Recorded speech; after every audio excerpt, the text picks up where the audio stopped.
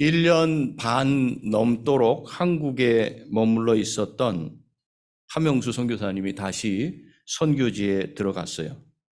그동안 마음고생이 얼마나 심했는지 우리는 추측을 할 수가 없을 겁니다.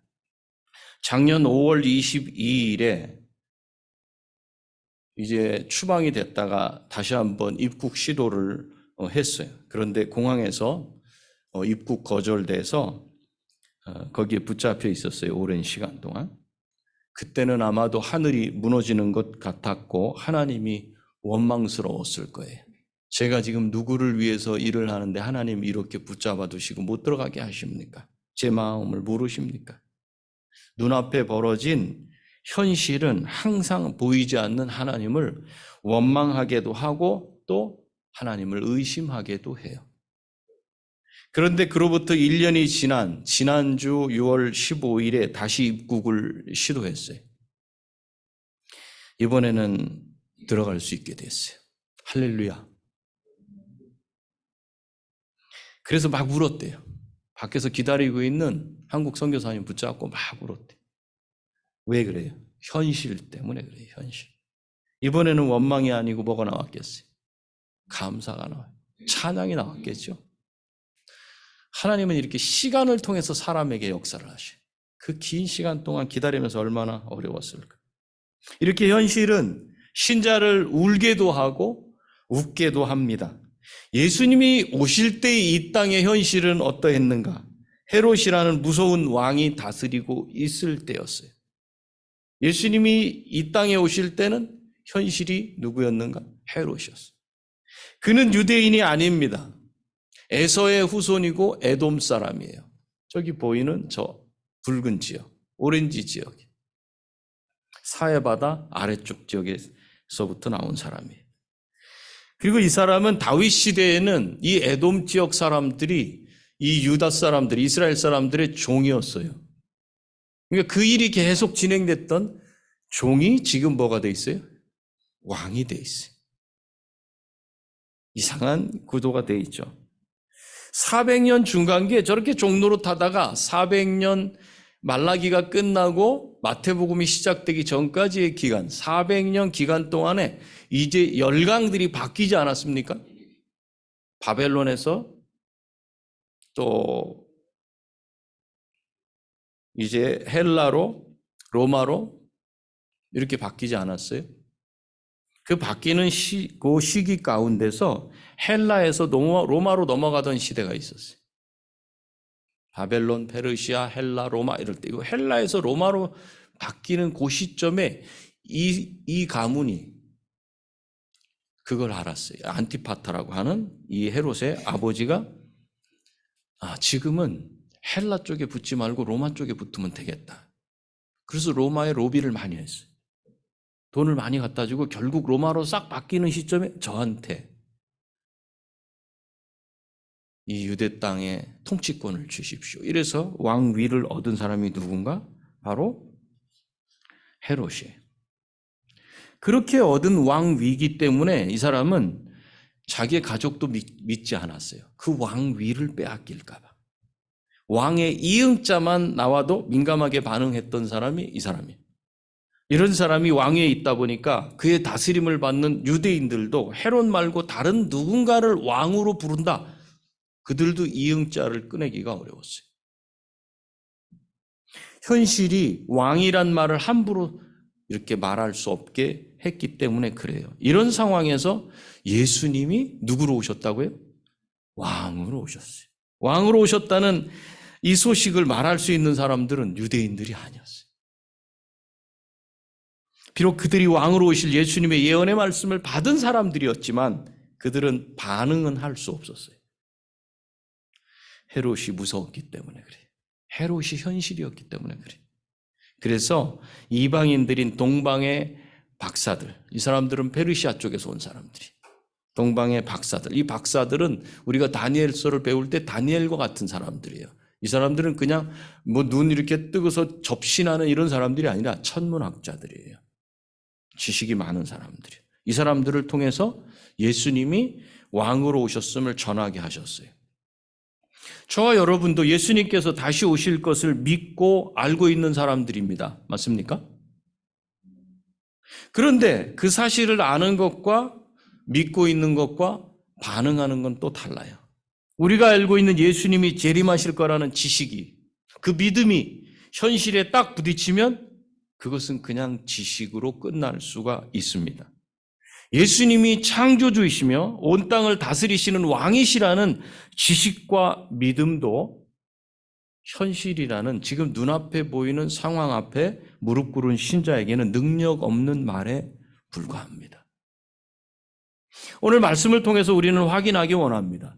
예수님이 나의 왕이시며 내가 나의 왕이 아님을 나는 믿고 있는지, 이걸 어떻게 확인할 수 있는가? 그것은 내게 일어난 지금 현실이 지금 나를 죽일 것 같이 고통스럽게 하는지 아닌지 이것만 봐도 알 수 있어요.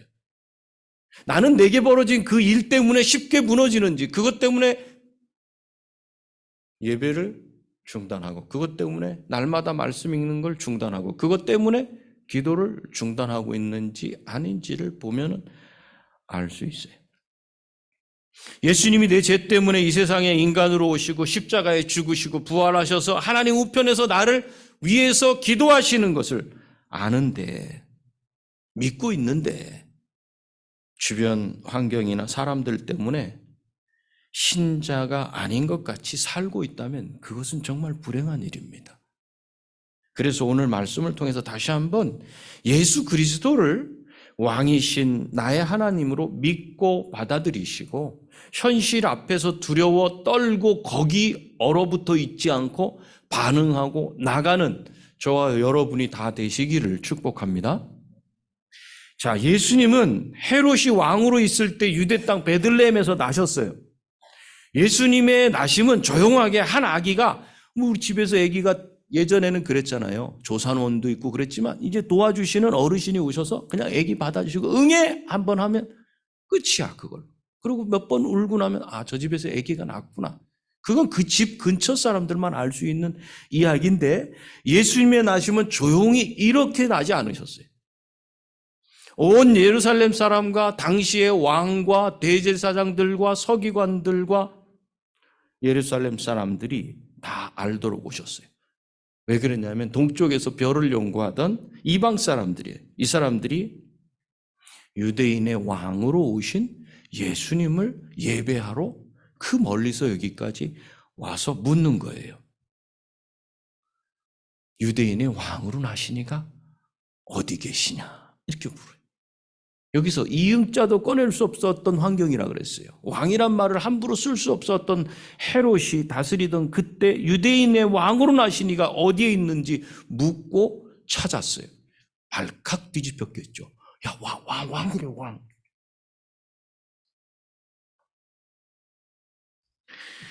당시의 왕이었던 헤롯은 이 소식을 듣고 대제사장들과 서기관들을 불러 모읍니다. 그리고 묻습니다. 이렇게 물어요. 왕으로 나신 예수가 어디 있느냐? 이렇게 묻는 게 아니에요. 그리스도가 어디서 나겠느냐? 이렇게 물어요. 그렇다는 건 헤롯이 예수님을 누구로 알고 있었다는 거예요? 그리스도, 오리라 한 그리스도, 메시아, 하나님으로 알고 있었다는 거예요. 그리고 서기관들과 대제사장들로부터 답을 얻어요. 그 답은 미가서 5장 2절에 있는 말씀이에요. 어디서 나오는가? 베들레헴에서 나신다라는 그 말씀을 그대로 답으로 얻어요. 그래서 조용히 이 동방에서 온 박사들을 만나서 이렇게 말해요. 베들레헴으로 가서 아기를 만나거든. 경배하고 돌아와서 나도 좀 거기가 어딘지 가르쳐줘. 나도 경배하려고 그래. 이렇게 말해요. 그 말을 듣고 베들레헴으로 향하는데 동방에서 봤던 그 별이, 자기 지역에서 봤던 그 별이 갑자기 여기서 나타나요. 그러니까 동쪽에서 이 예루살렘까지 오는데 이 사람들은 별을 따라온 건 아니에요. 그때 그 별을 보고 그 별이 성경에 예언돼 있던 바로 목자가, 이스라엘을 다스릴 목자가 오신다는 그 별이구나. 그래서 이 사람들이 오기 시작한 거예요. 그런데 별을 따라서 온 게 아니라 그냥 그 예루살렘을 향해서 왔고, 이제 이 소동이 일어난 예루살렘에서 베들레헴을 향해서 갈 때 그 별이 다시 나타난 거예요. 우리 성경에는 나타나지 않지만 이 원어 성경에는 보라 이렇게 보라. 없던 별이 갑자기 거기서 나타난 거예요. 그래서 예루살렘에서 베들레헴까지 거리는 남쪽으로 한 10km 정도예요. 그러니까 별이 어떻게 나타나서 그 길을 인도했는지는 알 수가 없어요. 왜냐하면 별은 지구 바깥에 있잖아요. 그렇죠? 근데 어떤 별인지도 몰라요, 사실은. 어떤 방식으로 했는지는 모르지만 바로 그 별이 거기서 다시 나타나는 거예요. 이 동방의 박사들이 봐봐, 그 별이야. 이렇게. 그 별이 앞으로 갔는지 빛을 비춰줬는지는 알 수 없지만 어찌됐건 그 길을 인도해서 베들레헴에 예수님이 계신 곳 위에 머물러 서서 예수님을 만나서 예배하게 했어요. 그런데 이곳이 마구간이었는지, 예수님이 나신 마구간이었는지 아니면 예수님이 그 집에 계시는 그 집이었는지 알 수 없어요. 그런데 마구간에 계시든 집에 계시든 초라해요, 초라하지 않아요? 누구로 오신 분인데? 왕으로 오신대. 왕으로 오셨는데 이 동방박사들이 가보니까 이건 초라한 거예요. 그러나 동방박사들은 준비한 황금, 이건 왕을 상징하는 부분이에요. 그 다음에 유향, 이 향수. 이것은 하나님, 신성을 상징하는 거예요. 그리고 몰약이라고 하는 거, 이것도 향료예요. 이 유향과 몰약은 당시에 아주 값진 그런 보물이었어요. 이 몰약은 좀 쓴 거예요. 쓴 향이에요. 이것은 예수님 그리스도가 십자가에 죽으실 것을 상징해요. 이 세 가지 예물을 아기께 드리고 예배했어요. 이거 뭐 어머니 마리아한테 아이고 수고하셨어 이렇게 드린 거 아니에요. 아기께 드린 거예요. 그리고는 밤에 잠을 자는데 꿈속에서 아까 누가 예수님을 만나고 나면 돌아와서 거기가 어디인지 가르쳐 달라 그랬어요. 헤로드 왕이 가르쳐 달라 그랬죠. 자기도 가서 경배하겠다는 거예요. 그죠? 근데 그 속마음이 진짜 경배하고 싶은지 아닌지 잘 모를 수 있어요. 그죠? 어찌됐건 밤에 이제 잠을 자요. 이제 가면 돼. 예루살렘으로 가서 헤로데에게 알리고 자기 고국으로 돌아가면 되는데 밤중에 잠을 자는데 꿈속에서 헤롯에게로 돌아가지 말라 이런 지시하심을 받아. 근데 여기에는 천사가 그렇게 했다 이런 말이 없어. 누가 하신 거예요? 하나님이 직접 말씀하시는 거예요. 헤롯에게로 돌아가지 말라. 그러면 그 말을 들었을까요? 안 들었을까요? 동방 박사들이 그 말을 그대로 듣고 다른 길로 고국에 돌아갑니다. 이게 오늘 말씀이에요. 오늘 말씀을 통해서 저는 한번 등장인물들을 살펴보고 싶어요. 첫 번째 나오는 사람 헤롯이에요. 절대 잊지 마세요. 헤롯 그럼 이 사람은 현실이구나. 우리 눈앞에 닥친 현실이구나. 자기가 노력해서 왕의 자리를 얻었고 그 자리를 빼앗기지 않으려고 자기 가족까지도 살해하는 무서운 사람이에요. 그렇기 때문에 자기의 자리를 위협하는 그가 누구든지 간에 그는 용납하지 않습니다. 하나님일지라도. 제가 이렇게 말씀드리는 것은 헤롯 왕은 유대인의 왕으로 오시니가 그리스도인 줄을 알고 있었기 때문에 그래요. 그리스도가 어디서 나신다고 했느냐? 메시아가 어디서 나신다고 했느냐? 이렇게 묻죠. 지식은 있었어요. 그렇죠? 그러나 자기 왕권을 뺏어가거나 왕위를 찬탈하려는 그런 시도를 한다면 그리스도도 즉 하나님도 용서할 수 없다. 그게 바로 헤롯이에요. 동방박사들이 유대인의 왕으로 오신 예수님이 어디에 계신지를 말해주지 않고 돌아갔을 때 헤롯이 어떤 반응을 보였는지 보면은 알 수 있어요. 하나님이라도 나는 절대로 용서할 수 없다. 이 정도. 보세요. 2장 16절 말씀이에요. 한번 읽어볼까요? 마태복음 2장 16절 시작. 이 헤롯이 박사들에게 속은 줄 알고 심히 노하여 사람을 보내어 베들레헴과 그 모든 지경 안에 있는 산의 아이들 박사들에게 자세히 알아본 그때를 기준하여 2살부터 그 아래로 다 죽이니 2살 아래의 아이들 다 죽였어요. 그리고 예수님은 이때 이집트로 피신 가셨고 그 아기가 예수 그리스도라 할지라도 인간인 헤롯이 어떻게 하겠다는 거예요? 죽여서 없애서 내 왕위를 빼지 못하게 하겠다는 거예요. 그리스도인 줄 아는데 왕인 줄 아는데 예언된 그 하나님이 오신 줄 아는데 그럼에도 불구하고 헤롯은 눈 하나 깜짝하지 않아요. 이게 현실이에요. 얼마나 무서운 사람입니까? 자신의 자리를 지키기 위해서, 그리고 자신의 부귀영화를 영원토록 지속시키기 위해서 이 땅에서 모든 것을 동원해서 살아가는 자기가 자기의 왕이 된 한 사람이 바로 헤롯이었어요. 예수님 없이 죄의 종노릇하면서 살아가는 이 세상 사람의 전형적인 모습이 바로 헤롯입니다. 말씀이 들려지지 않아요. 눈으로 보고 알고 있어요. 그런데도 행동이 나오지 않아요. 자기가 자기의 왕이 되어 그 왕자를 찬탈하려는 자를 찾아내고 제거하고 무력으로 제지하고 하루도 평안히 잠을 청해서 잘 수 없었고 예민해, 민감해. 그래서 어떤 상황까지 벌어지는가? 사람을 의심해요. 의심병이 생겨. 가족까지도 불신하는 불쌍하고 비참한 삶을 사는 현실 속의 사람들의 모습을 말해줘요. 그 현실이 가장 극에 달했을 때 누가 왕으로 오셔요? 예수님이 왕으로 오셔요. 무슨 말씀을 하고 싶으신 거예요? 네가 왕이 아니다. 내가 왕이다. 무거운 짐을 지고 애쓰지 말아라. 내가 너의 짐을 다 맡아서 지겠다. 나한테 맡겨. 그 말씀을 하시려고 헤롯이 왕인데 현실에 눌려가지고 숨 한 번 쉬지 못하고 이응자도 꺼낼 수 없는, 하나님의 말씀을 알고 있으면서 그 말씀을 말할 수도 없는, 찬송의 소리를 밖으로 낼 수도 없는 그때에 예수님께서 왕으로 오셨어요. 그래서 헤롯은 누구다? 헤롯은 바로 현실이다. 우리가 눌려있는 그 현실이에요. 그런데 여기 대제사장들과 서기관들을 한번 보세요. 이 사람들은 어떤 신앙이니 도대체? 대제사장은 아론의 후손들만 할 수 있는 영구직이에요. 그러니까 현재 있는 대제사장이 죽고 나면 그 후손이 대제사장이 돼요. 그러니까 대제사장들이 같이 공존할 수 있어요, 없어요? 전직 대제사장 없어요, 그런 거는. 그런데 여기는 지금 대제사장들이 있어요. 그것은 이 헤롯이 아론의 후손이 아닌 다른 사람들을, 즉 전통적인 질서를 깨버리고 아론의 후손이 아닌 다른 사람들을 대제사장 세웠다가 말 안 들면 면직시켜버리고 또 대제사장 또 세워. 그러니까 대제사장들이 많아진 거예요, 이렇게. 이 질서가 없어져 버린. 대제사장들도 그 법을 따르지 못하고 그냥 현실 앞에서 기가 죽었고 그 앞에 무릎 꿇은 사람들. 그래서 대제사장들이라고 이렇게 얘기를 해요. 그리고 여기 나오는 서기관들, 대제사장들과 서기관들을 불러가지고 물었잖아요. 그리스도가 어디서 나시겠느냐, 이렇게.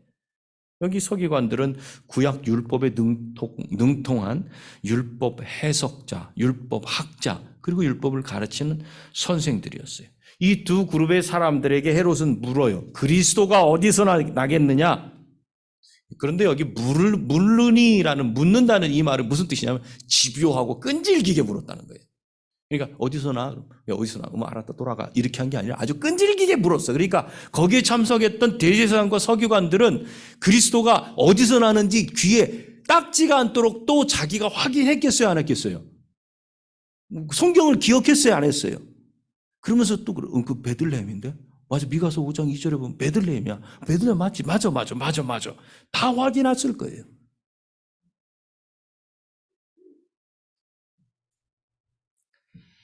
그래서 미가서 5장 2절 말씀에 나오는 내 백성 이스라엘 목자가 베들레헴에서 나실 것이다. 이걸 헤롯에게 말했으며 동시에 자기들도 다시 확인했어요. 그들이 알고 있었고 가르쳐왔고 이제 현실로 나타난 메시아이신 유대인의 왕이 이 땅에 오신 것에 대해서 이제는 뭘 해야 돼? 반응을 해야 되잖아요. 그렇게 기다렸던, 그리고 그 백성들도 베들레헴에서 왕이 나신다는 그 사실을, 그 진리의 말씀을 알고 있었기 때문에 지금 동방박사들을 통해서 그 소식을 딱 들었을 때 반응해야 되잖아요, 이렇게. 그동안 얼마나 기다렸어요. 그런데 아무런 반응을 하지 않아요. 그토록 오실 메시아를 기다렸을 텐데 메시아이신 유대인의 왕이 오셨는데 오실 메시아를 기다렸던 사람들은 아무런 반응을 보이지 않았어요. 왜 그랬어요? 왜? 대제사장들과 서기관들의 그들이 가지고 있었던 믿음은 지식으로 아는 선을 넘어서지 못했어요. 또 백성들은 헤롯이라는 현실 때문에 자기들이 지식으로 가지고 있었고 믿고 있었던 그 믿음을 표현할 수 없었어요. 둘 다 여기에 막혔어요. 현실 앞에 무릎 꿇은 사람들. 마치 이런 말과 같아요. 아니 왜 하필이면 민감한 때에 이응자도 꺼낼 수 없는 때에 메시아가 오신 거야 지금. 지금 내가 유대인의 왕을 환영하고 받아들인다면 저 무서운 현실이라는 헤롯이 어떻게 나올지 몰라. 자기 아내와 아들들까지도 다 죽이는 그 사람이 지금 왕좌에 앉아 있는데, 짐승 같은 사람인데 나와 가족과 그동안 내가 이루어 놓은 내 기업을 들여다보니까 이거 하루아침에 물거품 될 수 있을 것 같아. 우리 가족이 희생양이 될 수 있을 것 같아. 아니 왜 하필이면 지금이지, 좀 평안할 때 오시지? 이런 말을 하고 있는 거예요. 오실 줄 알고 있어.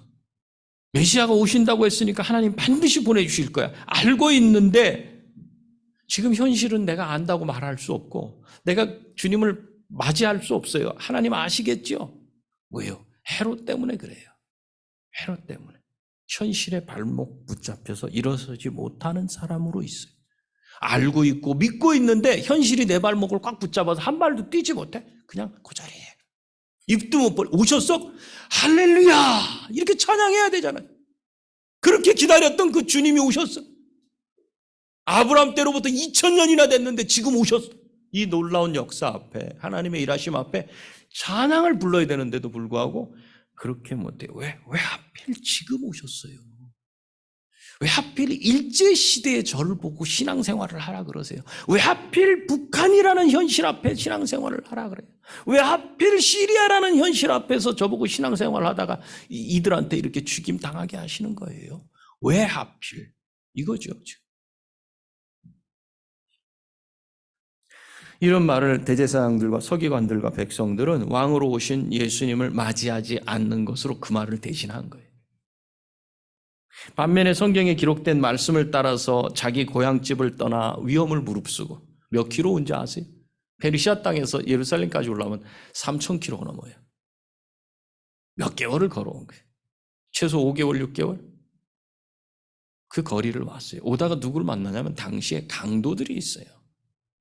어디서 자요? 뭐 지금처럼 뭐 숙박이 잘 된 게 아니에요. 광야길을 오다 보면요, 그냥 허허 벌판에서 자야 돼요. 폭풍우가 몰아치고 그 흙먼지 바람이 한번 일면요, 이런 조그만 0.5mm 정도 되는 큐브 같은 그런 것들이 막 바람에 날려요. 제가 한번 거기 달리면서 그 바람이 북쪽에 데르조르라고 하는 지역을 가면서 앞을 그 모래바람이 확 덮었을 때, 이거 눈이 덮이는 거하고는 비교할 수 없을 정도. 와이퍼를 계속 써도요, 계속 덮여요. 무서워서 달릴 수가 없는. 그런 지역에서 그냥 자야 돼요. 당시에 텐트가 어디 있어요. 그러다 강도라도 나타나 봐요. 죽는 거죠. 죽음을 무릅쓰고 이 거리를 왔어요. 정작 하나님의 말씀을 알고 받은 사람들은 그게 두려워서 입도 뻥끗 못하는 그때에 이 별을 보고 동방의 박사들은 왔어요. 어디까지? 예루살렘까지. 그 박사들의 믿음은 어떻다는 거예요? 현실 앞에 죽어있는 말씀을 받은 사람들, 그 사람들은 입도 뻥끗 못하고 주님을 찬양 못하는데 이 이방인인 동방 박사들은 어떻게 여기까지 올 수 있어요? 마태복음 2장 2절에 보면 별을 보고 왔다 그래요. 이것은 민수기 24장 17절에 있는 말씀. 누가 예언한 말씀이에요? 발락이 발람을 데려다가 이스라엘을 저주하라 그랬잖아요. 그때 발람이 예언한 모습이었어요, 이게. 민수기 24장 17절. 제가 세 번역으로 읽어드릴게요. 나는 한 모습을 본다. 그러나 당장 나타날 모습은 아니다. 나는 그 모습을 훤히 본다. 그러나 가까이에 있는 모습은 아니다. 한 별이 야곱에게서 나올 것이다. 이 말씀을 따라와서. 그리고 마태복음 2장 12절에 꿈의 지시하심을 따라 이 사람들은 또 돌아갔어요. 예루살렘에 와서 유대인의 왕으로 오신 이가 어디 있는지 물었지만 아무도 함께 가서 예배하자고 동행한 사람이 없다는 사실을 보면서 실망해서 돌아설 수 있을 거 아니에요. 뭐지? 이 사람들은 말씀을 알고 있구나. 이 사람들한테 말씀을 배웠는데 페르시아 땅에서 거기 있던 디아스포라한테 말씀을 배웠거든요. 그런데 왜 정작 이 사람들은 반응을 안 하지? 돌아설 수 있어요. 실망해가지고. 뭐야, 내가 헛된 걸 붙잡고 온 거야? 이렇게. 그런데 이 동방 박사들은 주변 환경과 사람들의 반응에 흔들리지 않았어요. 그들은 그들의 고향에 살고 있었던 유대인들로부터 말씀을 배웠고 그 말씀을 따라서 왔는데 그 유대인들 중엔 따라온 사람이 안 보여요. 그래서 현실을 딱 보고서 돌아설 수도 있지만 이 사람들은 말씀을 따라온 사람들이에요. 그래서 돌아서지 않는 거예요. 베들레헴에 있는 예수님이 나신 집, 혹은 호구 마구간일 수 있어요. 그곳을 방문해서 예수님을 만났는데도 불구하고 거기서 유대인의 왕인데 어떻게 이런 초라한 곳에 이거 뭐야? 내가 잘못 짚은 거 아니야? 이럴 수 있죠. 그런데 현실, 환경 이것에 흔들리지 않았어요.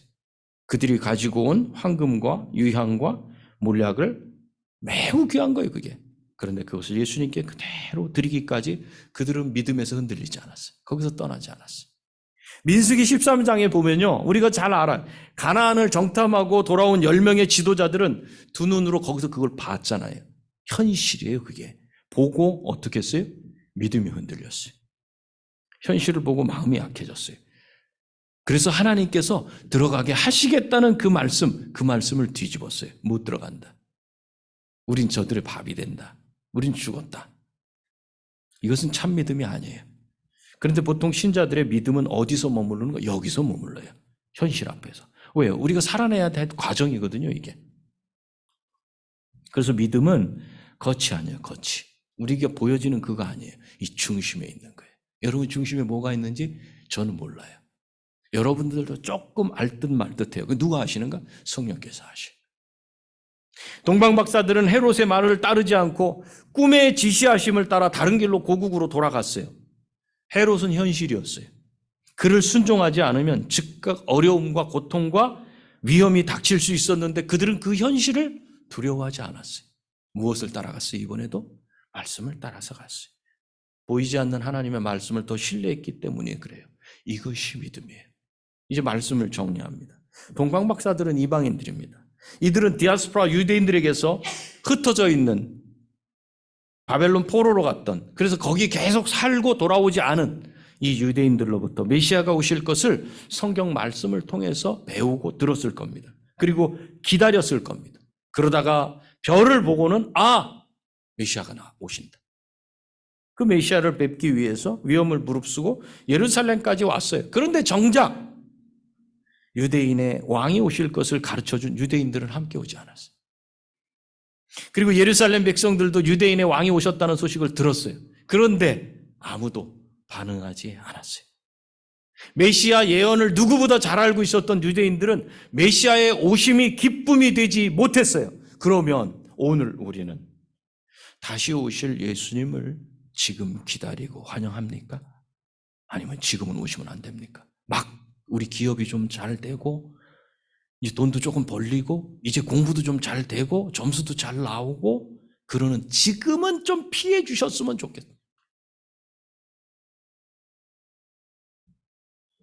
지식이 없어서 예수님이 다시 오실 줄 모르고 있는 것은 아니지 않는가? 진리의 말씀은 사람을 이렇게 변하게 합니다. 그런데 당시의 현실은 헤롯이 왕이었고 헤롯은 그 왕위를 그 누구에게도 내어주지 않으려는 무력으로 지키고 있었어요. 그러나 헤롯도 인간이기에 그는 죽음을 피할 수는 없었어요. BC 4년경에 죽습니다. 그리고 예수님은 다시 유대 땅으로 돌아오시게 됩니다. 유대인들은 그 헤롯의 악랄함과 포악함, 그게 두려웠어요. 현실이 두려웠어요. 괜히 현실을 자극하지 말고 잠잠하자. 지금 직장생활 가운데 굳이 내가 믿음이 있는지 없는지 뭐 이런 걸 보일 필요가 뭐가 있어. 직장생활하는데 굳이 거기서 성경책을 보여서 너 예수 믿어? 뭐 지금 상황이 좋지 않아. 뭐 목사가 어떠네, 뭐가 어떠네, 막 이런 상황에서 굳이 뭐 그걸 할 필요가 있을까? 우리 판단으로 다 그렇게 해. 그것이 현실이었어요. 그것이 지금 편안한 삶이에요. 그래서 이 삶을 자극하지 말고 사람들을 자극하지 말자. 그냥 평안하게 지내는 게 이게 하나님 원하시는 게 아닐까? 그래야 복음을 전할 기회도 또 나한테 오지 않을까? 내 판단이죠. 가만히 생각하면 이기적인 거예요. 내가 편안하기 위해서. 그래서 그들은 메시아, 유대인의 왕이 오셨다는 소식을 동방박사들로부터 뚜렷하게 들었어도 외면하면서 왕을 거부했던 거예요. 대제사장들과 서기관들은 미가서 5장 2절 말씀을 통해서 베들레헴에서 이스라엘을 다스리시는 목자가 왕이 오심을 헤로드 왕에 가르쳐 주면서 자기는 더 확실하게 알고 있었는데도 불구하고 믿지 않고 행동하지 않았음을 우리가 알 수 있어요. 우리의 믿음도 예수님을 지식으로 알고 믿기만 한다면 이런 상황으로 갑니다. 야고보는, 예수님의 동생인 야고보는 이렇게 말해요. 귀신도 하나님이 계신지 알고 믿고 떤다. 알고 믿고 떨고 그 다음에 어떻게 순종해야 되잖아. 순종은 안 해. 그 믿음까지는 안 가는 거예요. 알면 뭐해요? 믿으면 뭐해요? 행동으로 반응하지 않는다면 내 곁에서 내 안에서 나를 위해 합력하여서 나를 예수 그리스도 닮아가게 하시는 성령 하나님을 경험할 수 없습니다. 성령 하나님이 경험이 안 되니까 삶 속에서 계속 현실의 발목이 붙잡혀요. 계속 죽겠다는 이야기만 나오는 거예요. 왜 안 되지? 왜 어렵지? 왜 힘들지? 원인을 찾아요, 계속. 뭐 때문에 그렇지? 그 원인은 나한테 있어요. 그냥 이 땅에서 내 믿음만 붙잡고 살다가 열매 없는 신앙인으로 그렇게 죽게 돼요. 동방 박사들처럼 믿음으로 반응하는 여러분이 다 되시기를 축복합니다. 예수님은 유대인만의 왕이 아니라 동방 박사들처럼 이방인들의 왕으로 오신 메시아이심을 믿으시기 바랍니다. 동방 박사, 그를 통해서 경배받으신, 예배받으신 예수님은 나는 유대인, 이스라엘 백성을 위한 왕으로만 온 게 아니라 온 세상의 왕으로 내가 왔다. 그걸 선포하신 거예요. 우리에겐 동방 박사들처럼 왕으로 오신 예수님을 믿는 믿음이 절실히 필요합니다. 믿음이 없는 자들은 자신의 고집을 꺾게 해달라고 간구하시기 바랍니다. 내 고집이 믿음을 막을 수 있어요. 현실이 하나님 말씀보다 더 무섭고 커 보여서 현실에 발목이 꽉 붙잡혀가지고 한 발짝도 뗄 수 없는 분들은 하나님을 믿지 못하고 자신의 능력, 이 능력 위주로 살아가는 사람들이 있어요. 능력이 있어야 뭐가 된다고, 세상 가운데서도. 그 능력을 의지했던 것을 인정하고 하나님 앞에 믿음으로 반응하게 해달라고 간구하시기 바랍니다. 그러면 천사를 통하지 않고도 직접 말씀이 내 안에 역사하시는 걸 동방 박사들처럼 경험하게 될 겁니다. 예수님은 왕으로 오셨습니다. 내가 왕이 되어서 살면서 나보다 강한 다른 왕을 만나면 기가 죽고 눌렸던, 그래서 아무 말도 못하고 살았던 그 현실은 우리 주님보다 크지 않습니다. 헤롯을 보십시오. 자신이 왕이었어요. 왕좌에 있었어요. 그런데 항상 불안했어요. 여러분, 그런 왕으로 살고 싶어요? 여러분이 쟁취한 그 왕좌에서 불안해가지고 누가 치고 올라올까 봐 두려워하면서 그러고 살고 싶어요? 로마에 큰 돈을 주고 왕위를 얻은 그는 의심병을 가지고, 사람이 의심스러워. 가족이고 아내고 누구고 자식이고 관계가 없다. 그 정신질환을 알면서 늘 불안하게 그렇게 살아가는 게 자기가 자신의 왕이 된 사람들의 특징입니다. 이제 그 왕의 자리에서 내려오시기 바랍니다. 왕이신 예수님께 왕좌를 내어드리고 왕의 자녀로 그분의 인도를 받아 동방 박사들처럼 평안히 사시기 바랍니다. 요한복음 1장 12절에 영접하는 자, 그 아들의 이름을 믿는 자들에게는 어떤 권세를 주셨어요? 하나님의 자녀가 되는 권세를 주셨으니, 이거 내가 얻은 게 아니에요. 이는 혈통으로나 육정으로나 사람의 뜻으로 나지 아니하고 어떻게? 오직 하나님께로부터 난 자들이니라. 여러분들이 하나님께로부터 난 믿음을 갖고 있고 하나님 자녀된 거예요.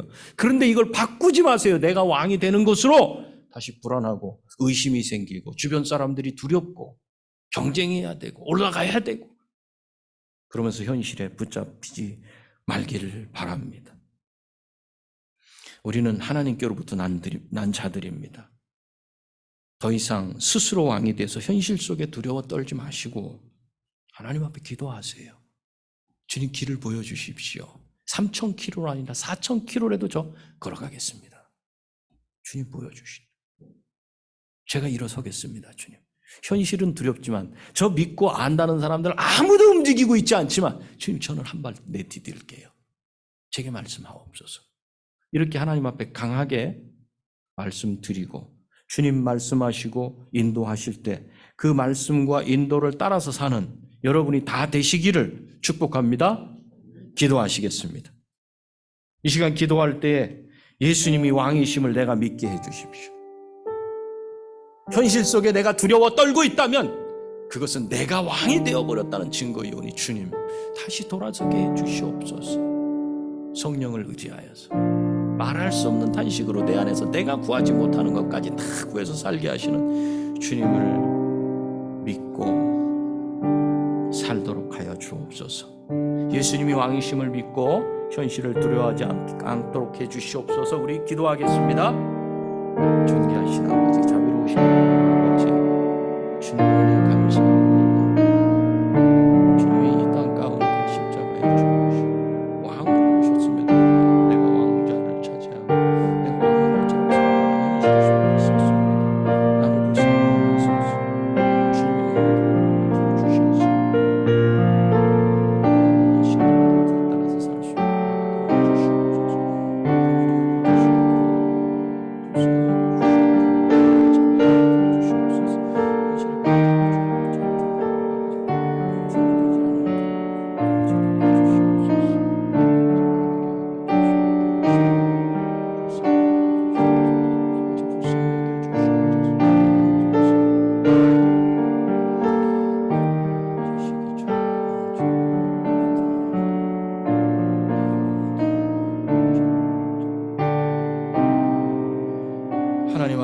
하나님 아버지, 예수님이 온 세상에 왕으로 오셔서 말씀으로 우리를 다스리심에도 불구하고 그 사실을 알고 믿음에도 불구하고 현실이라는 높은 장벽에 붙잡혀서 그 담을 넘지 못하고 꽁꽁 묶여버린 우리 자신들을 바라봅니다.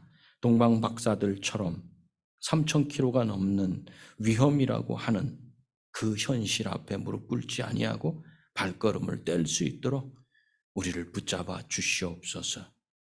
현실 앞에 무릎 꿇고 아는 지식이 무용지물이 되고 우리의 믿음이 능력을 발휘하지 못하는 그러한 진흙탕 같은 세상 가운데서도 믿는 믿음으로 동방박사들처럼 움직일 수 있도록 말씀을 따라서 한 걸음 한 걸음 나갈 수 있도록 우리에게 은혜 베풀어 주시옵소서. 다시 오실 주님을 기다리면서 주님이 이때에는 오시지 말아야 되겠다는 그런 기회주의자와 현실주의자가 아니라 주님 어서 오시옵소서. 지금 모든 것을 하나님 앞에 올려드리며 하나님이 왕이시니 다스려 주옵소서 하는 믿음 저희에게 허락하여 주시옵소서. 예수님의 거룩하신 이름으로 기도하옵나이다. 아멘.